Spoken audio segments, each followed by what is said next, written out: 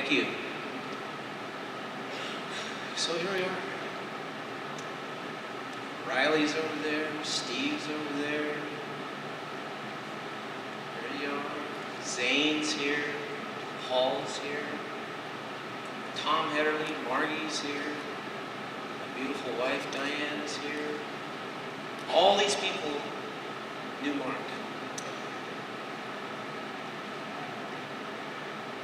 So I heard the news today. And it was a week ago. And a week ago on Sunday. And it was that Sunday morning. Through email, you know how these things are nowadays. And it was about the untimely passing of Mark. And at that instant, I experienced an unprecedented rush of feeling emotions.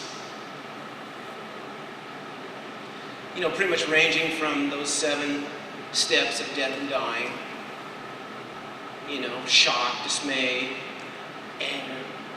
How could you do this?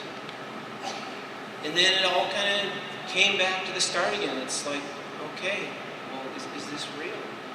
Is this honestly real? So I want to spend just a couple minutes talking about Mark Hayward, the man. And I knew Mark the better part of 40 years. And you as you can imagine, over those 40 years, we had an awful lot of good times. And third generation Kirklandite, as Mark said, is absolutely right, born, bred, and raised. And I was right along with him. Mark was a very, very kind person. I think Tim mentioned that earlier. Very kind and a through and through public educator for 31 years. Bring me your masses. Bring me your kindergarten kids. Bring me your 6th graders. I don't care, because I'm going to teach PE. And he spent a lot of time, you know, thinking about how he can make kids' lives better and enjoying physical education. That's kind of what we started off together with, is both of us were PE teachers here in Lake Washington School District. So you start to do the math on something like this, and you think, well, gosh, let's see, 31 years, and pick a number, maybe 300 kids a year. He's touched a lot of lives in a positive way, getting kids excited about education, physical education, sports. And that's not to mention his coaching side. Many of you may not know that Mark is an incredibly successful track and field coach and cross-country coach at Redmond High School. He was part of 2 state championship teams at the high school level.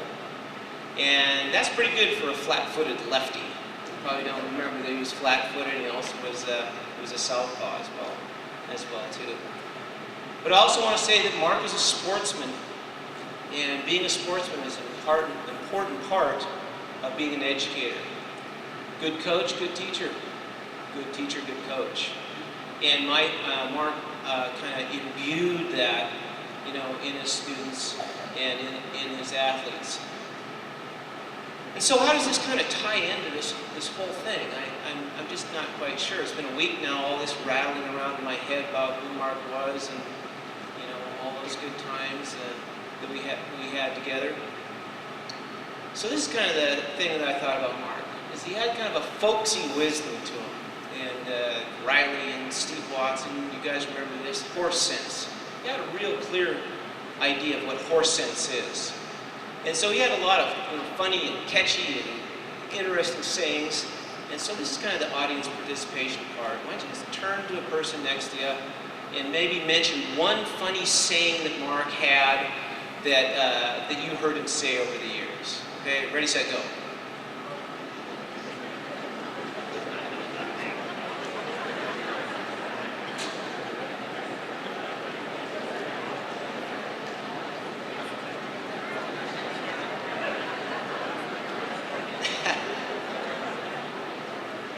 So it's those kind of positive memories that I want to think about with Mark, you know? Yeah, it is like I say, this folksy witticism about him it made you gravitate towards him. And he had circles of friends. He had his high school friends. He had his elementary school friends. He had his college friends. He had his school district friends. He had his friends with Maureen and the whole gang, you know, and all those circles at one point in time kind of intersect, as it were. Mark Hayward also had a great ability to have fun. And I can think of not one, not two, not three, maybe 300,000 times that we had a good time together doing something crazy and something normal and something strange and all kinds of. And I'm not going to get into any of that business. I'm not going to tell any of the stories. But I do want to say this, is that, again, audience participation, is that, you know, in a person next to you, would you just quickly tell one little interlude or story that you had a positive time with Mark? Even the student says, you know, him as a teacher. Okay, ready, set, go.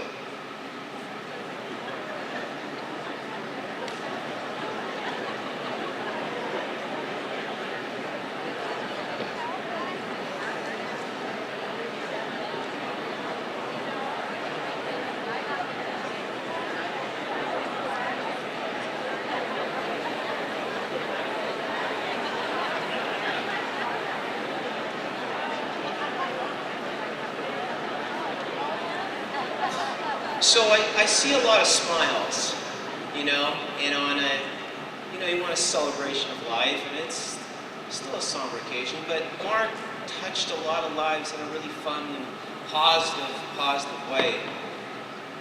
But I still feel like this. It's not right, it's not right, it's not right that he's gone. It's just not right. Why is that?